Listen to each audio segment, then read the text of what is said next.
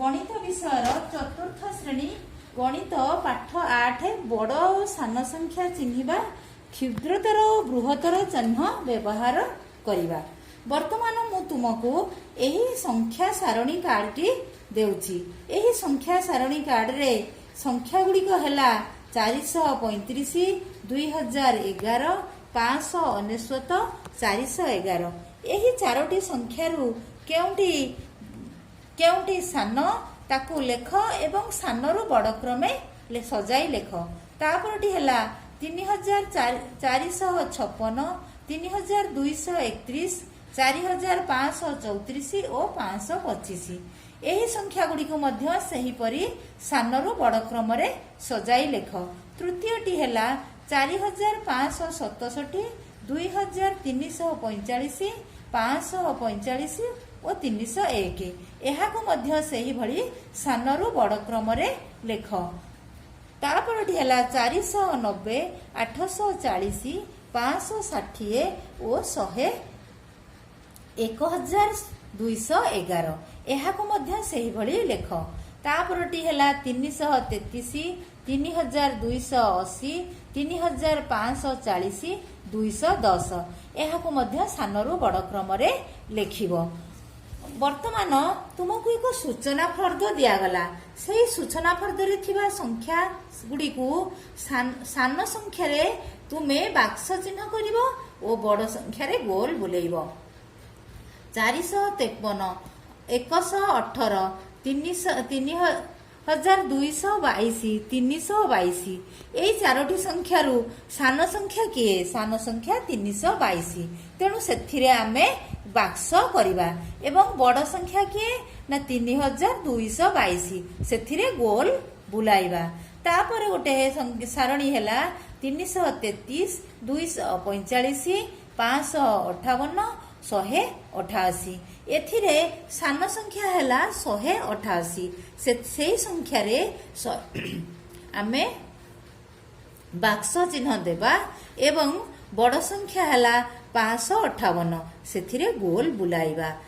Party है 4525, 480, 320, 155। तेणु 155 आमे बाक्स करवा और 5525 रे गोल बुलाइबा। तापर संख्या सारणी फर्द है संख्या गुड़िक है 130, 399, 1222 और 98। एथिमध्यरु सान संख्या है 98। तेणु से आमे बाक्स करवा एवं बड़ संख्या होची 1122, से गोल बुलाइबा। वर्तमान देखंतु मु दुईटी संख्या दउची।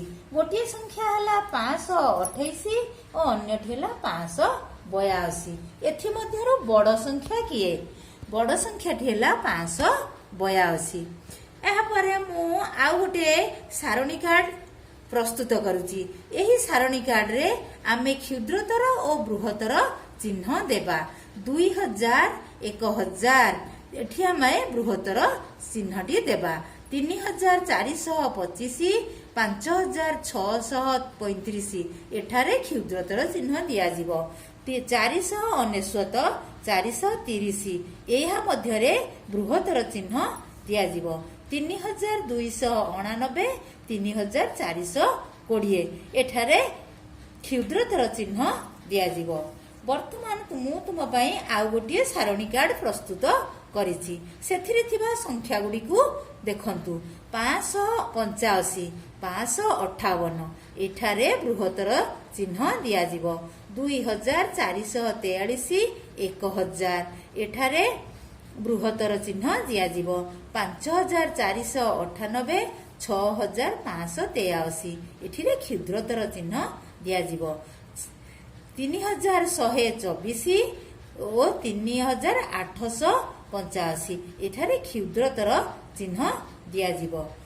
एहा परे मु आउ गोटे सारणी फर्द मध्य प्रस्तुत करिछि।